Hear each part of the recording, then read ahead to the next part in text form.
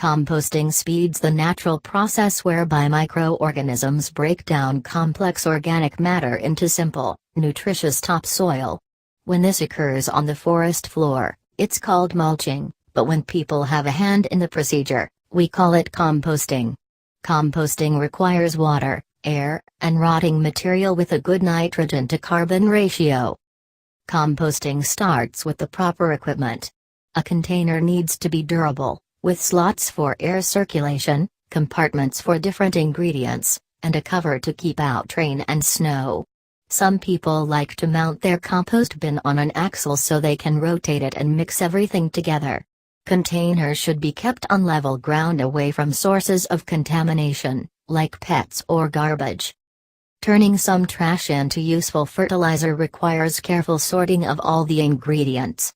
The ratios of certain materials, like grass clippings versus banana skins, need to be monitored to make sure the batch of compost decomposes well. Things that seem like they will disintegrate probably will, including vegetable peelings, seed hulls, fruit rinds, beans, wilted lettuce, etc. Avoid anything that seems like it would rot, like dairy, meat, or oil. With a good supply of rich vegetable waste, compost still needs other additives for bacteria to turn rough materials into topsoil. For example, scraps from your kitchen and grass clippings have a lot of nitrogen. You'll also want some carbon to regulate the speed of decomposition, so add hay, bark, wood chips, or dry leaves. The compost will radiate heat if it contains a good ratio of carbon to nitrogen while it cures. A subtle, emanating warmth means that worms, fungi, and bacteria are working hard. When the majority of decomposition has taken place and the compost is ready to be spread on a garden or lawn, the compost will feel cool.